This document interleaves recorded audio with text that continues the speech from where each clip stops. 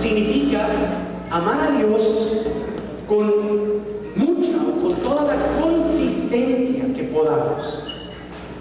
Con consistencia, más que con la intensidad que tratamos de producir dentro de nosotros.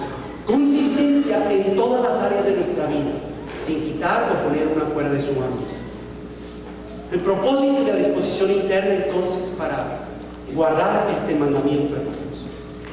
El propósito de Dios, volvemos a repetir, ¿verdad?, de habernos dado estos mandamientos de la primera tabla, es el establecimiento de su reino y de su gloria, y a través de eso llevar a toda la creación a una relación apropiada con Él, a una buena relación con Él mismo, que es la fuente de todo amor y de toda bondad.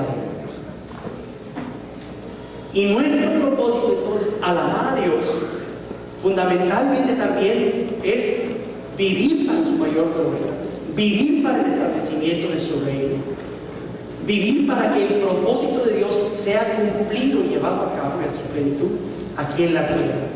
Venga tu reino, hágase tu voluntad en la tierra como en el cielo.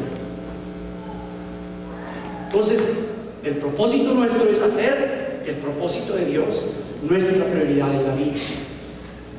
Ahora, es muy importante, hermano, que cuando hablamos de esto, también busquemos, como hemos insistido tanto durante el IEP, que la disposición interna de cada uno de nosotros también cada vez más sea la apropiada. Que Dios nos dé la gracia para que también internamente podamos, ¿verdad?, irnos inclinando en la dirección y hacia el propósito que Dios tiene para nosotros.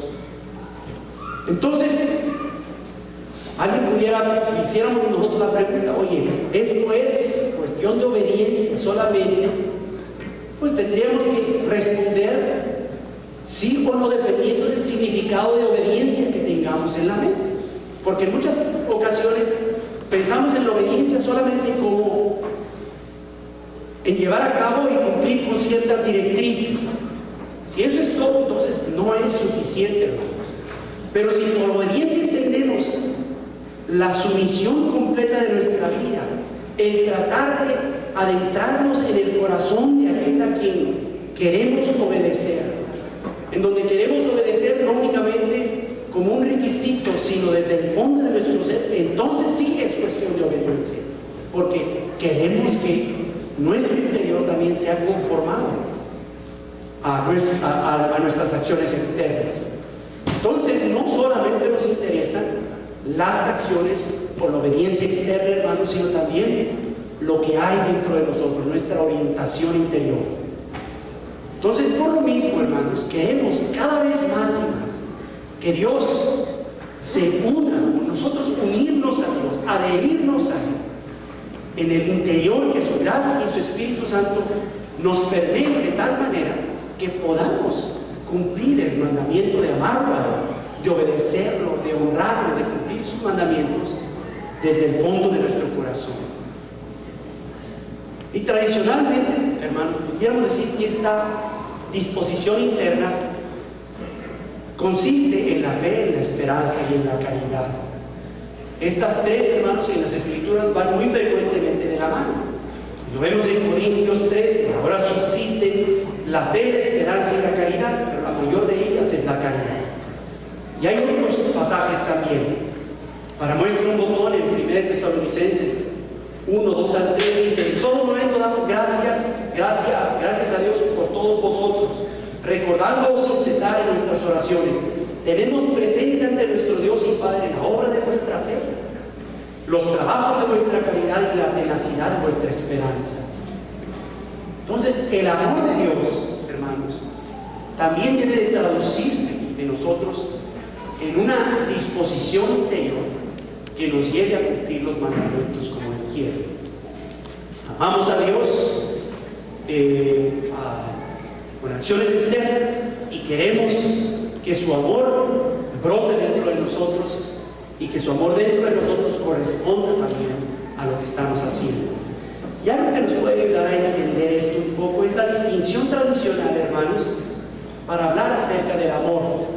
Tradicionalmente se habla acerca del amor de adquisición y del amor de benevolencia.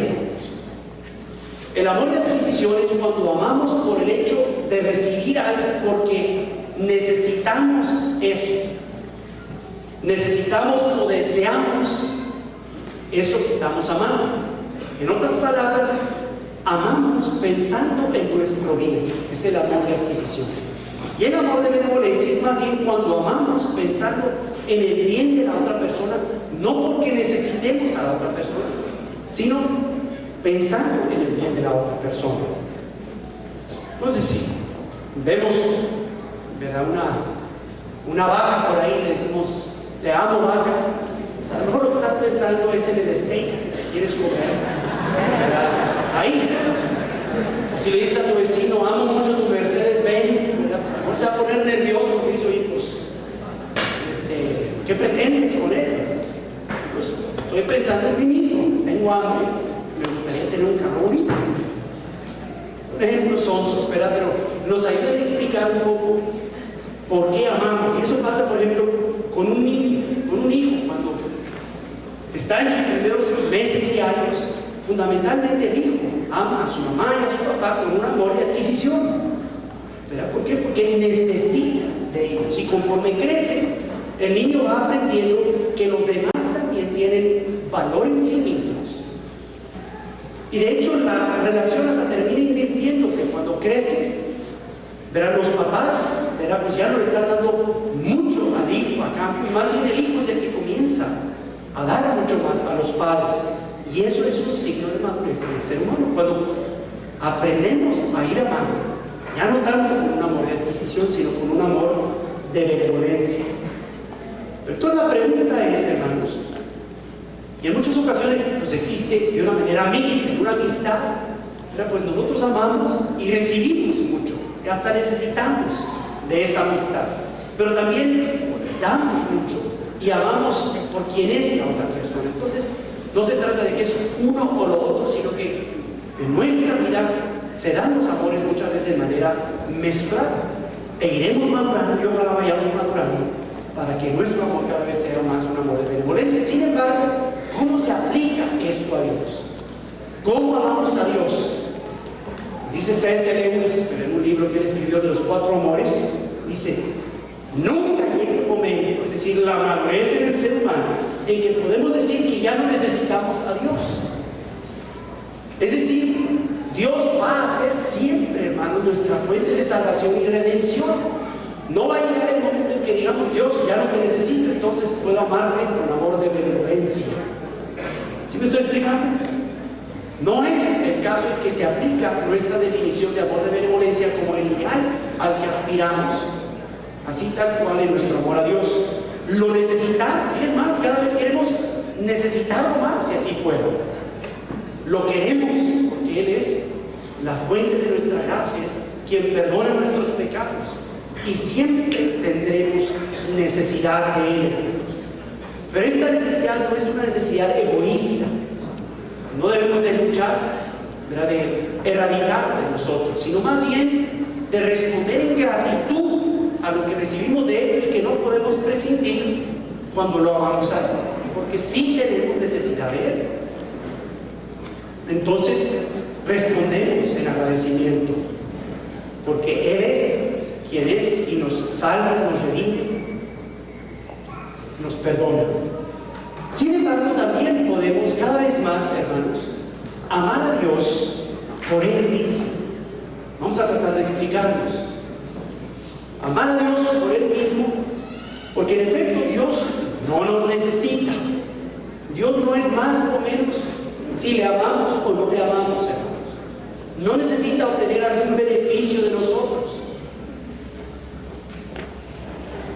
Dios no ama y no recibe en la medida en que su creación responde a Él. Él está completo, es perfecto en sí mismo, como dirían los teólogos. Entonces no podemos hacerle un bien a Dios como si le faltara algo o si estuviera incompleto.